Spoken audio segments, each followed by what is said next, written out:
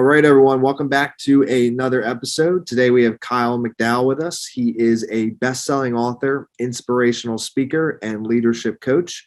And Kyle is widely known for his inspiring approaches to transforming business executives into real leaders while reshaping corporate cultures. So welcome to the show, man. Hey, it's great to be here, Tyler. Good to see you. You too, man. Great to have you on. Thank you. So a lot of times how I like to start these off, because I'm always curious on when you were younger and where you saw your life going and then where you ended up. Is it at all what you envisioned or completely? Not even close. Okay. Not even close. Yeah, no, man. For so many years, I aspired to be a news personality. I wanted to be the next Dan Rather.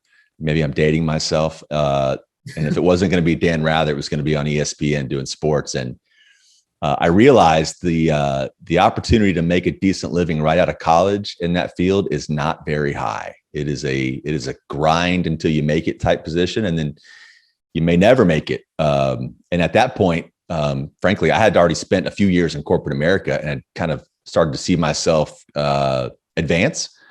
So I would have had to take a pay cut right out of college, and I thought, man, I kind of like this standard of living I already have. So I gave up on the dream of being a news personality, and off I went into corporate America. Well, now it's kind of cool because we're doing this podcast, and I don't know if you're going to do your own podcast someday, or maybe you already have one. You can create your own kind of channel. That's right. What I love about YouTube and Rumble and all these other networks, I guess you could call them, is you don't need to go through a big media place anymore. You can just do it yourself. Is that something you would want to do, or?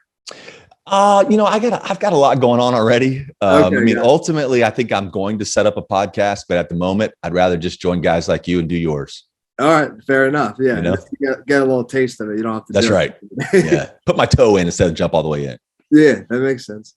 So with your book, and I guess, and then we can dial back, but culture, from my perspective, it's and actually we should just say in the beginning. So you wrote a book. It's called Begin with We: 10 Principles for Building and Sustaining a Culture of Excellence. So I would consider you like a culture expert. And I was telling you this before we hit record. I know one of my good friends, he runs a company called Culture Matters. I'm going to connect you guys.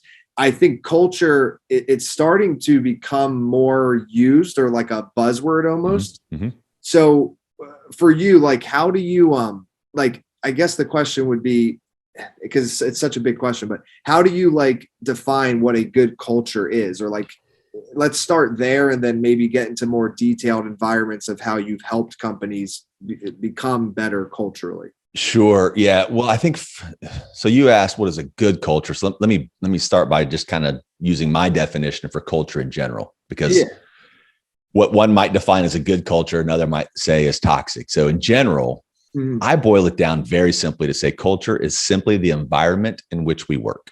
It's just the environment. Culture over the years has gone from kind of a nebular word that no one ever talked about to something that kind of transitioned into a negative word, like how's your culture? To something that is much more front of mind to a lot of people lately, for a variety of reasons. But what makes a culture good in my mind is everyone is in a position, everyone on the team, everyone in the organization is in a position to be their very best. They are empowered, they are inspired, and they are cared for, and they care. So if you can enter that environment where those around you, not just the boss and not just those that you pass in the hallway on your way to grab a cup of coffee, the team with whom you work day in and day out, they genuinely care about your success and you genuinely care about those. And it's obvious. It's not words on a wall. It's how we treat each other and how we behave. That's how I would describe a good culture.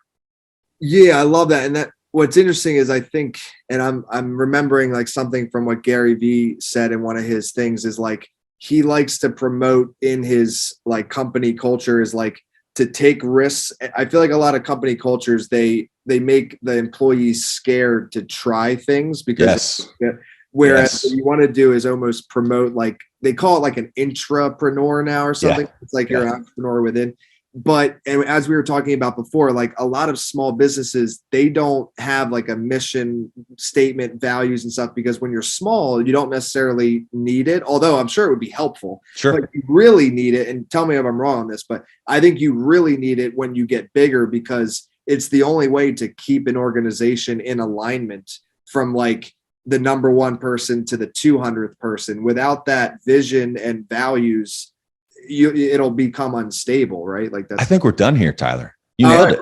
No, you nailed it. I mean, it's true. I got a good friend of mine says new levels, new devils. And by that, I think that's very appropriate for this conversation, because if you have an organization of 10, 15, 20 people, that's pretty grassroots, right? You're able to kind of to call a spade, and you can be really direct with one another, because in many instances, those organizations, they were created with those people at the same time. So they haven't taken on tens of thousands of employees like I've been fortunate enough to lead. And the new levels, new devils thing is absolutely true. And you kind of intimated this: the bigger the organization, the more trouble is potentially around the corner, and that trouble can take a million different forms. But it's just harder to wrangle. The more people you have, it's harder to get those that big group of people on the same page with how we're going to treat each other and those we serve. You also mentioned something, Tyler, if I could just capitalize. You said something about, the bigger the companies get, the people inside end up being afraid. And I would say apathetic in many ways. Because and I love your opening question. Think about when you first entered the workforce. You entered with, I would imagine, a sense of optimism. You were eager. You were encouraged. I mean, you were the eager beaver, right? I know I was, and I was literally called that in one of my first early corporate roles. But over time, I think it's safe to say many of us, if not most of us, we lose that sense of optimism. We lose that energy. And why is that? That's a great question. Why do we lose that optimism? Because I think over time, bosses, not to be confused with leaders, bosses create an environment where I'm scared to take risks. I'm scared to put my neck out because I'm going to get reprimanded. And out of that kind of apathetic approach comes no innovation. It comes status quo. So that's why I think you're absolutely right. The bigger the company, the more opportunity for culture not to be its strongest asset. Yeah, and the next question I was gonna ask you, because you have led, like you said, tens of thousands of people. So what was like, not to ask the typical of like, what's a typical week look like, but more so in a detailed way of like, what did a typical week look like from a leadership role to keep the culture good with tens of thousands of people, right? Like, what were some of the consistencies that had to happen? And I guess, like, how was that culture created in your scenario? It's all about the people, man. And that sounds so incredibly cliche, but it's true. I in my career, and I spent nearly 30 years in corporate America, the last dozen or so leading 10,000+ people in each role. It's all communication and people. It is. Look, I care a lot about results. Results matter a whole heck of a lot. Driving a big profit and making our organization grow and returning money to our shareholders is obviously very, very important. But I just happen to believe that's secondary to people. And if you approach every single day with your focus on empowering, inspiring, and leading in an authentic way, those around you rally, and you create a gravity that people want to follow. And then the results just come that much more easily if you're aligned culturally. So my emphasis has always been on the people, and that's essentially what drove me to write the book. Yeah. I told myself for the first probably 20 years of my career, I could gradually feel myself becoming more and more disenfranchised with corporate America. And I guess it was around year 2022, I realized it doesn't have to be this way. It shouldn't be this way. So I told myself, if I'm ever given the opportunity in a role that has the autonomy to really drive massive change and do it exactly the way I want to do it, I was going to do it very, very differently. I wanted to be the leader I never had. So I took on a role in 2016 that had some opportunities, we should say, in the culture area. It was a bit toxic. Yeah, that's diplomatic on my part. A good way to put it. It was in many ways it was toxic. There was a lot of silos, and picking up on something you said a moment ago, there was a lot of fear. People were genuinely afraid to think. And I mean that so since afraid to think outside the box. Why do we do it this way? Well, Kyle, we've always done it that way. That's the type of response I would get a lot. So I took this role, and I had about 15,000 employees. And I guess it was about 60 days into the role, I was to meet with the top 40, I guess it was 40 or 50 leaders in that organization. And Tyler, the night before, I was in Lawrence, Kansas. The night before, I had no idea what I was going to say. But I just knew it was my opportunity to really put my stamp on something and do it the way that I know, or I thought, at least at the time, would be different. And it would create a real, almost a family of sorts. Yes, in an organization that size. So I'm in my hotel room the night before in Lawrence, Kansas, laptop in my lap, blank PowerPoint. What the hell am I going to say to this crew? And about 3 hours later, I was staring at 10 sentences with no pre-planning. I had no motives prior to this. Each of those statements or sentences started with the word we. From we do the right thing, and I'm sure we'll walk through them all the way through all 10 of these. And I ended up with 10 statements, all starting with we. And it occurred to me that would be this collective group of statements would be the principles that govern how we treat each other first, because I'm just adamant. If we're high functioning behind the curtain, if I treat you well and I look out for you behind the curtain, we are so much better positioned for success externally for those that we serve. So I'm not that creative. So those 10 principles ended up being called the 10 we's, because each of those sentences, as I mentioned, start with the word we. I shared those principles the next day with those 50 leaders. I got some looks of disdain. I got some looks of uncertainty. A couple folks were kind of excited about it. And I said, listen, guys, and by the way, the entire presentation was in black and white. And if that was purposeful to say, these are black and white. If you cannot subscribe to these principles, then I don't think you need to be a part of this team. And slowly but surely, I could feel the momentum change, and I could act. And it got to the point, Tyler, where I would literally hear people reciting a we in a meeting. One I would hear routinely is we number 8. We challenge each other, and I would hear it in meetings, conference calls, even one-on-ones, even directed towards me, before an uncomfortable challenge would come, because nobody loves challenge. Most people don't love challenge, especially in the corporate environment. I started to hear before a challenge was issued or someone was going to be a little bit antagonistic towards someone, they would say, "Hey, we challenge each other, right?" Just to kind of lower the energy in the room, so people would not be so defensive that someone was being called out for their work, right? So that's the other byproduct of having these principles, is they establish kind of a cultural currency, and that currency has the same value for the intern all the way to the CEO. And I was adamant when I rolled these principles. I was so adamant to say, guys, these are how I'm going to treat you. I will hold you accountable to these 10 principles. But more importantly, you got to hold me accountable to those 10 principles.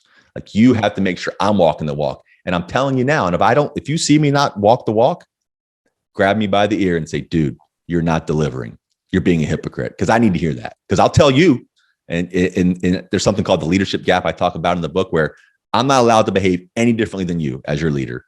We are on the same level, same page, right? So if I expect something out of you, you should have that same expectation as me. Yeah, and see that it's funny because we're very much on the same page here. That's what I was going to say, and I'm not trying to relate everything back to Gary Vee. It just came to mind. There's a lot to relate to Gary Vee, though. I'm with you. It seems he gets it. Well, it's that thing where it's like, and he would even say that he like works like more than his like employees, regardless of more or the same. Yeah. The whole thing behind it is like, I think there's this misconception a lot of times with people. They're like, oh, once I'm the boss, then I don't have to work as much. Or then that's the problem. That's exactly right. That's the problem. Yeah. And really, if you to actually have a good culture in your company, it's not just about like, in my opinion, just creating these values and these like 10 we's like you did, but you actually have to put them in action and show. Yes. And if your employees see you working just as hard or harder than them, I think just natural psychology, they're going to mirror that, like that's just kind of. Look, man, if you know members of the team care about you, care about your success, care about your matriculation through corporate America, and that feeling is vice versa. But more importantly, if you have that same relationship with your boss, that's now your leader, not a boss. If you could sense, and he tells you or she tells you directly, Tyler, I care about you. I want you to do well. I want you to perform well. I want you to find the next promotion, even if it's not on my team. That shows I'm more invested in you rather than I am in the outcome. Because if I invest my energy and care into you, the outcomes will come. And you nailed something. And this was not pre-rehearsed, obviously, but of the 10 we's, the second is we lead by example, right? Because I feel the first one is we do the right thing always. Literally, it's the second sentence is one word, always. Yeah. Because with that foundation, everything else is kind of positioned for success. And if we can't agree that we're going to do the right thing, we can disagree on the right thing, and that's okay. We should have that conversation. But if we are grounded with that foundational number one belief that we will do the right thing, everything else kind of falls into place. And the second we is we lead by example. And too many times, I'm really big on this statement, be the boss that you wish you had, or be the leader that you wish you had. And leading by example is probably where most leaders fall short. And when they become bosses, is they see this behavior that they loathed in their boss, but when they get that promotion, they replicate the same behavior, right? So somebody has to break that cycle, right? Somebody has to break that cycle. And I'll give you a really quick story about that. So number 2 is we lead by example. Number 8 is we challenge each other. And when I first joined, the company's name is Maximus, by the way, where I rolled out the 10 we's to begin with. There was a member of my team that was not on board. She just challenged me at every turn, man. I'll never forget. I asked her for a spreadsheet of some data once, and she sent me a screenshot of it. Well, if you've ever worked in Excel, a screenshot is nothing like working in Excel. I couldn't go to the cell. I couldn't look at the formulas. I'm like, come on, man. She was purposely challenging me. Had I reacted with an iron fist and bang my fist on the desk and kind of raise my voice, the classic boss response to someone kind of trying to get under your skin, I'm not leading by example. I'm not doing we number 9, which is we embrace challenge. I'm being a boss. She's challenged me intentionally, whether she would admit it or not. She's challenged me. And if I react in a way that is anything less than endorsed by those 10 principles, I'm now a hypocrite, and everything else is a house of cards. Parenthetically, she's one of my closest friends now, 6 years later. That's awesome. True story. True story. That's awesome. And as you were talking, I'm realizing this more and more too, because, and I won't say the company in this interview, but like my dad, he works for, I think it's Fortune 50, like very large company. Mm-hmm. And then a lot of my dad's friends do. And I remember growing up and just, I heard so many stories growing up of like, just the culture in a lot of these big organizations is very off. Like it almost is like, it almost seems that, and it doesn't seem this is intentional, but from all the things that I've heard so many times, it almost seems like a lot of times the employees are like almost competing against each other, but not in a healthy way. Absolutely like in a way of like, they will like try to point out negatives in others to make themselves like, or basically anything to keep their job and upgrade, even if it hurts the team, right? All day. I just don't see how that can function. But I do think that some companies are just so profitable, like a Fortune 50, like that big. It's almost like they could fail, but they have so much cash reserve that you are spot on, man. And that's why the whole concept of we was so important to me. We, not me, right? Because the truth is there is enough spotlight for everyone, for everyone. There's enough to go around. And what happens, I think, and look, we're in the society today where I comes before me pretty much everywhere. We got the iPhone, the iPad, everything I is cool, right? And then we don't subconsciously we don't forget that when we walk into the workplace. So we're focused on what I can do, my achievement, my promotion, my raise. We're focused on those things. But as a leader of people, if you maintain that focus and it's all about me and me getting promoted and me taking on the next role, I'm doing that at the expense of my team. So if a leader can transition that thought process, that paradigm from I and me to we, and he or she invests the time, energy, the caring, and they're authentic about it, and they inspire and empower their team, there's no way you won't succeed. There's no way, because you've shown them that you're in it for them, not in it for you. And everyone wants to be led by someone with that level of authenticity. You're absolutely right, though. The bigger the company, the more toxic and the more competitive. And you said you're not sure if it's purposeful. I'm here to tell you, in many cases, it is purposeful. It is absolutely intentional that someone will sandbag someone else. Someone will be in one meeting talking about, taking one perspective, go to the next meeting, but the flavor of that meeting has a different perspective of that same topic, and they shift immediately. Yeah. They're not authentic. They're not true to themselves. And that just creates this hypocrisy in this environment that you never know who you're dealing with. And let's not forget, right? Corporate America has its own set of vernacular, has its own set of, like, when's the last time you came home and said, "Hey, honey, did you get that deliverable done today?" Like, no, you don't, nobody speaks like that. Right. Right. So when we enter the workplace, the work day, it seems to me that there is a bit of cloak and dagger in some ways, a bit of Jekyll and Hyde in other ways, but rarely is it as authentic as it could or should be.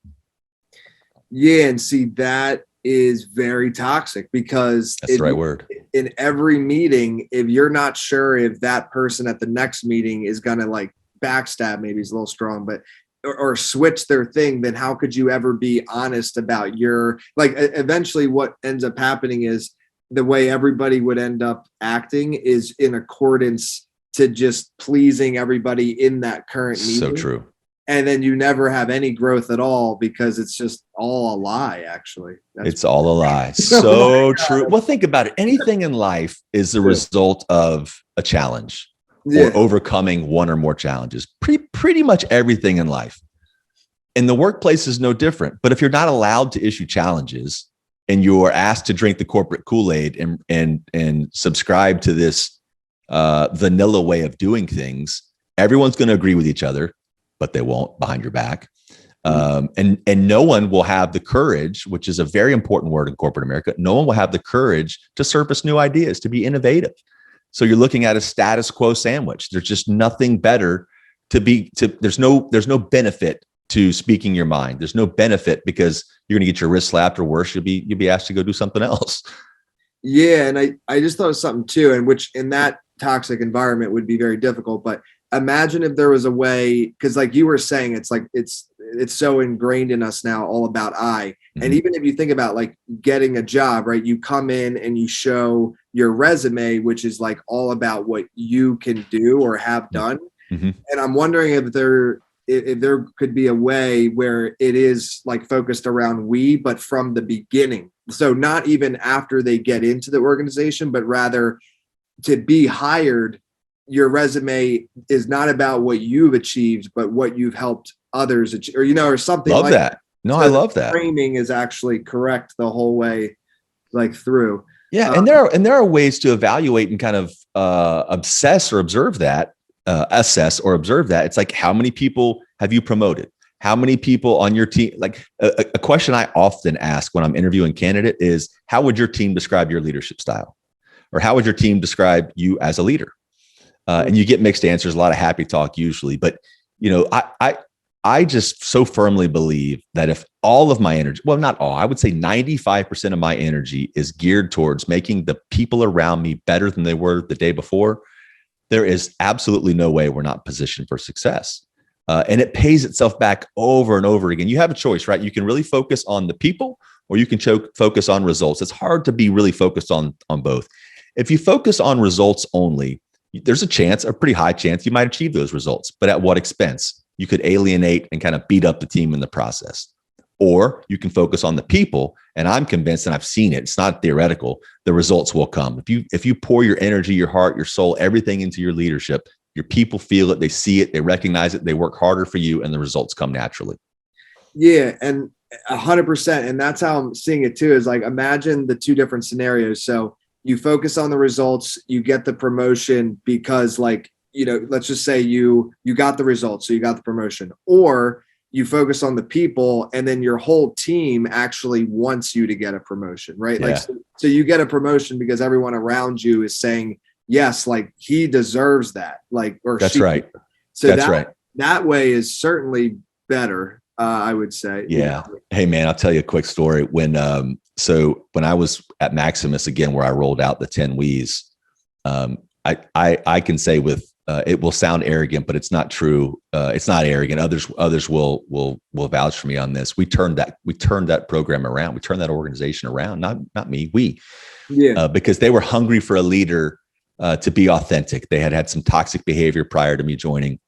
But here's the story, though. So I was there a few years before I left to take on another role. And man, when I left, as it's typical for me, if I'm going to make a major announcement, or if there's something that needs to be communicated widely, I'll get all the right people either on a conference call or in a room, depending on the environment. So when I was going to announce my resignation, of course, I'd already run it by my boss at the time, and he was aware. And I said, listen, Tom, I'm going to pull the leaders together and have a conversation on a conference call. Tyler, I bawled. I cried like a baby on that phone call because we had forged such a relationship, and they cared so much about me and I cared so much about them. I felt like I was abandoning them. But they, to your point, they were excited for me. They were happy for me, nervous about the road ahead. Kind of parenthetically, though, I've been gone since 2019. They just had me back to deliver another We keynote about a month or two ago. So goes to show you the impact that was had, and that they all felt that I'm still connected with those folks. And they were actually, a lot of those people were a big driving force for me actually to write the book. Okay, got it. So a question I have for you. So had what you instilled from a cultural standpoint in that organization, the new, or the person that's now in your place, obviously they have their own flair, but has that kind of roadmap stayed in the general sense? Like it's still there. As a matter of fact, when I flew to Arizona to deliver that keynote, I participated in the We Awards. So twice a year, they still deliver We Awards. If you're observed or caught doing something that exemplifies any one of the We's, someone else can nominate you for that, and there's an award process. So I rolled them out in 2016, 2017. We're 2022 now, and they're still in practice. And by the way, the leader, the guy that did assume my position, we're friends now as well. We emailed back and forth just today because he runs other programs inside that same company, and he's keen to have me come do the same thing for some of those other organizations. Yes. Yeah, you definitely did it right, man. That all is just in such alignment where like the new leader is, you're in contact with them. They're inviting you back. Like it's not, it's like healthy challenges. Like you've instilled. That's right. It's not competition. It's not win or loser. It's like, it's literally a win-win-win, like in every direction. And it has to be authentic. And I'll tell you this, the team there, I'm very, very proud of many of the promotions that took place while I was there. And since I was there, I feel like I played a role in that. The leader that's in the place in my chair today, is one heck of a guy. And he had an opportunity to say, this is garbage. I don't believe in this stuff. Like we're putting my principles in place. He did none of that, because I feel like when the team recognizes that you're authentic, you're genuine, you really care about their success, boy, will they work a lot harder for you. Mm-hmm. Oh, without a doubt. And actually, again, I see something in that, like the fact that the new leader potentially was able to remove his ego of wanting his own rules. That's exactly right. Yes. Is actually very powerful for others to see that, like, hey, he really, and I'm just saying it's a he, right? It is a he. Yep. So he really cares, and he cares so much that he doesn't even care that it's his name or your name. The beautiful thing. You know what I mean? And that shows that you care even more. Right? My man, I even pulled him aside when we were in Arizona, and he wouldn't mind me saying his name. I said, Lou, it takes a very confident man to do what you're doing, because he assumed basically my leadership team, the folks that reported to me, he did not make one change to the 10 We's. As a matter of fact, he is evangelizing them throughout the rest of the organization now. But what an egoless, selfless move. And I told him directly, I said, I'm not sure if I would have been as egoless as you are.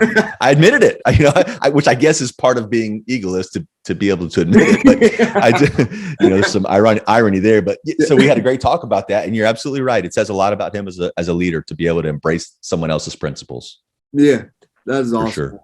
So I want to ask, as we're winding down here, I want to ask this is, tell us a little bit more like why you decided to, and I think we know why, but like what's next for you? So you wrote the book, and then what are you, and you're doing talks, but just tell us a little bit more about like what the future looks like. Yeah, man, it's cliche or as corny as it must sound, I'm on a mission. I really am.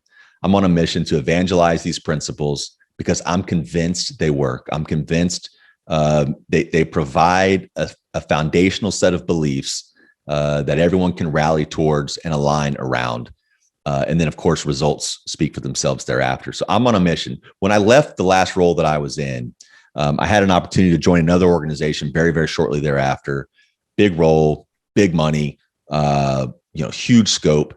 And I was at a crossroads. I had to ask myself, do I want to go back into that fray and lead a turnaround, which it's been a pretty consistent theme throughout my career, is turnarounds and kind of cultural transformation? Or do I want to take these 10 principles that I believe in so strongly and try to evangelize them to hundreds, if not thousands of organizations around the world? And I chose that path. So it is my life's purpose. I genuinely believe it's my life's purpose to evangelize these principles and share them as widely and as far out as anyone will listen. So that can take on a variety of mediums. As you mentioned, I'm doing a lot of speaking, a lot of podcasts. I'm very fortunate to meet with guys like you to get the message out. So by any means necessary is my approach to get these principles and this message out, because I believe a life without fulfillment from the thing that we do more hours a week than anything else in our life, our work, is a life wasted. Why should we dread doing what we do every day? No, I'm not naive. We've got bills to pay, right? It's called work. It's not called fun.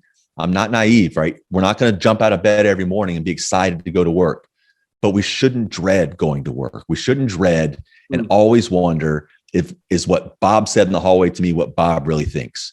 Matt said this to me earlier today. Should I be worried about what Matt meant by that?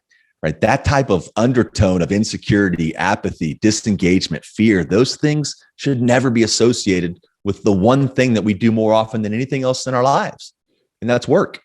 So I'm on a mission to create environments that people can actually be their best. They can be their true, authentic selves, warts and all. Be okay and be comfortable with their lack of perfection, because they know people around them will pick them up. So that's the goal for me for the foreseeable future. That's my next chapter. Dude, that's awesome. And I agree. I've actually, ever since I was young, I always thought about, and I guess I'm still young, but it's funny. Whenever I say that, people are like, dude, just yeah. But slow down. Yeah. But what I mean is, like, work is so much of your life. So I think if anything, if what you're doing at the minimum makes people's careers more enjoyable, that would be worth doing it just for that reason alone, because it is the majority of your life. It's crazy. Yeah. I love delivering good results. I love hitting key performance indicators. I love delivering, love making money, love delivering value to shareholders. But it all pales in comparison to my passion for developing great leaders. It really does. And what I found, by the way, with these principles is, I did a lot of research prior to taking on the task of writing the book. And part of that research involved getting feedback from people that I'd worked with over the years.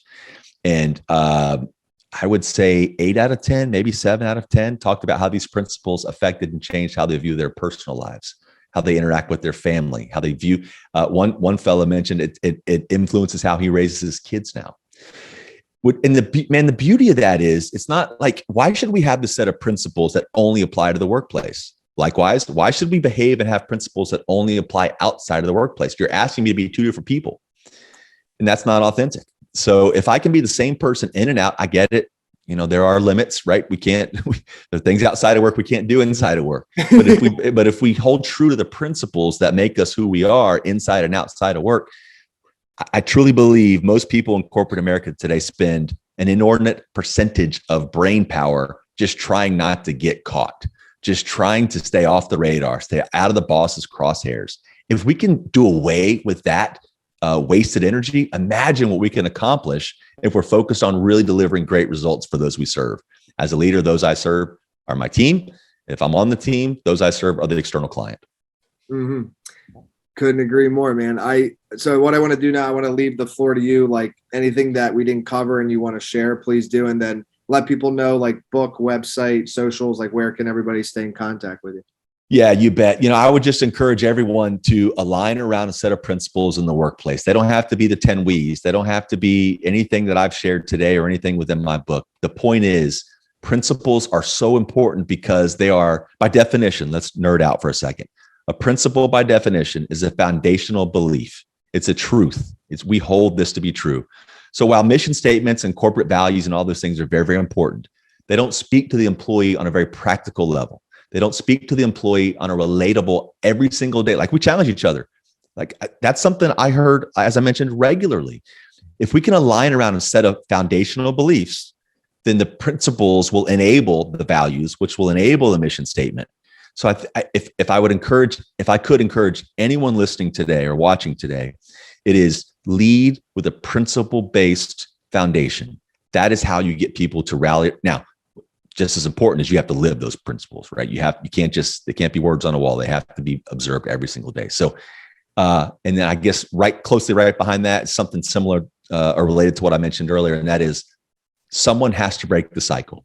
Someone has to break the poor leadership cycle that we've all been exposed to throughout various points of our careers. And it should be you. And who is you? Anyone listening is you. Take that task and accept that challenge and break that cycle. If you're interested in anything I've said today, please pick up the book. It's available wherever books are sold. It's called Begin with We, 10 Principles for Building and Sustaining a Culture of Excellence. And you can find me on all my socials at Kyle McDowell Inc. And my website is also kylemcdowellinc.com. Perfect, man. Thank you again for coming on. I appreciate it. Oh, the pleasure's mine. Thanks, Tyler.